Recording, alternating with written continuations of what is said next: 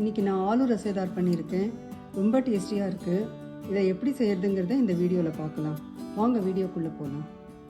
Hi friends, welcome to சுகீஸ் kitchen. Aloo rasedar செய்யறதுக்கு முதல்ல ஒரு டேபிள் ஸ்பூன் எண்ணெய் எடுத்துட்டுருக்கேன். அதில் ஒரு டீஸ்பூன் ஜீரகம் சேர்க்குறேன்,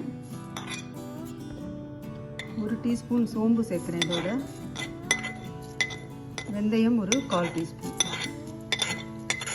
வெந்தயம் கொஞ்சம் கலர் மாற வரைக்கும் இதை வதக்கணும். வெந்தயம் கருப்பாகாமல் பார்த்துக்கணும்.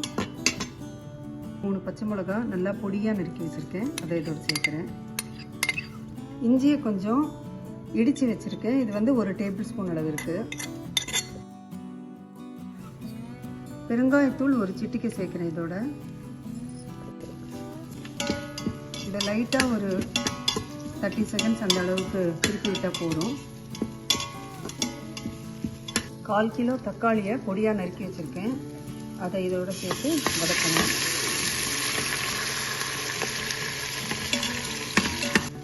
இதில் 1/4 டீஸ்பூன் மஞ்சள் தூள் சேர்க்குறேன். காஷ்மீரி சில்லி பவுடர் ஒரு 2 டீஸ்பூன் சேர்க்குறேன். இது கொஞ்சம் காரம் குறைவாக இருக்கும், கலர் நல்லாயிருக்கும். நீங்கள் நார்மல் சில்லி பவுடர் போடுறதா இருந்தால் கொஞ்சம் குறைச்சி போட்டுக்கலாம். இதோட 2 டீஸ்பூன் தனியா தூளும் சேர்க்கணும். கரம் மசாலா ஒரு 1/2 டீஸ்பூன் சேர்த்தா போதும். எல்லாத்தையும் நல்லா வதக்கணும் சேர்த்து. இதோட 2 டீஸ்பூன் உப்பு சேர்க்குறேன்.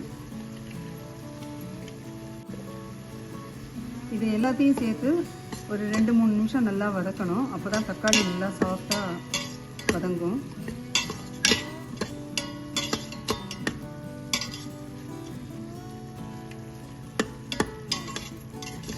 நான் வந்து இன்ஸ்டா பாட்டில் செய்கிறேன். இதை நார்மலாக வீட்டில் யூஸ் பண்ணுற கடாயிலையும் செய்யலாம்,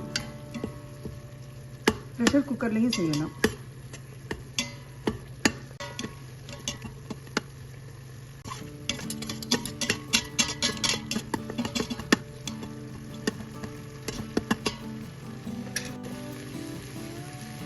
தக்காளி நல்லா சாஃப்டாக வதங்கிருக்கு. இப்போது நம்ம உருளைக்கிழங்கு இதை சேர்க்கலாம்.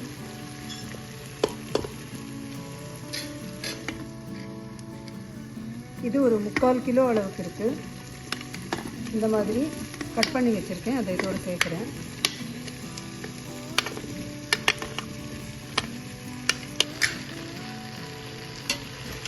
இதை நல்லா திருப்பி விடணும், ஒருத்தர் நல்லா கலந்து விடணும்.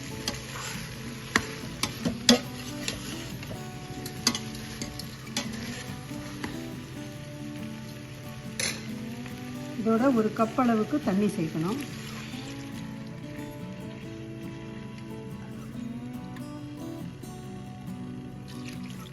இப்போது இந்த இன்ஸ்டா பாட்டை மூடிட்டு ப்ரெஷர் குக் மோடில் 3 மினிட்ஸ் வைக்கணும். நார்மலாக நம்ம கடாயில் செய்யறதா இருந்ததுன்னா இதில் வந்து நம்ம மூடி வச்சு மூடணும், அப்போ தான் சீக்கிரமாக வேகும். நல்லா சாஃப்டாக உருளைக்கிழங்கு வேகிற வரைக்கும் வச்சுருக்கணும்.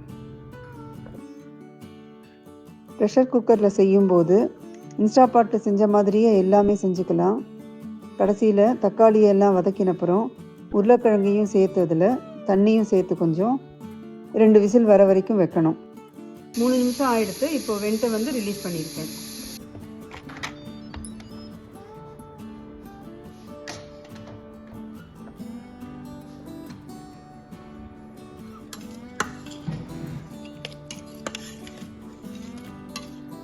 உருளைக்கிழங்கு நல்லா சாஃப்டாக வெந்திருக்கு.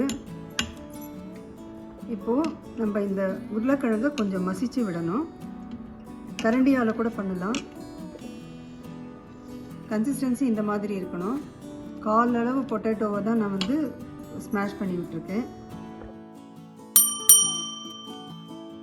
இதில் ஒரு டேபிள் ஸ்பூன் லெமன் ஜூஸ் சேர்க்குறேன்.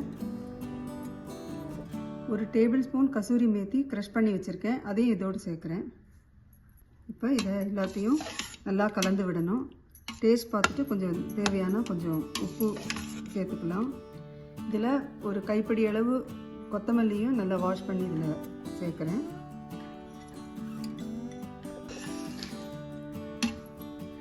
ரொம்பவும் சுவையான ஆலு ரசேதார் ரெடி ஆகிடுது. இப்போது இதை சப்பாத்தி, பூரி, ரோட்டி, நான் இதுக்கெல்லாம் சைட் டிஷ்ஷாக யூஸ் பண்ணிக்கலாம். இதை ரொம்ப ஈஸியாக செய்யலாம். இதை நீங்களும் செஞ்சு பாருங்கள். இந்த வீடியோ உங்களுக்கு பிடிச்சிருந்ததுன்னா லைக் பண்ணுங்கள், எல்லாருக்கும் ஷேர் பண்ணுங்கள், உங்கள் கமெண்ட்ஸ் அனுப்புங்க, சேனலை சப்ஸ்கிரைப் பண்ணுங்கள். தேங்க்ஸ் ஃபார் வாட்சிங்.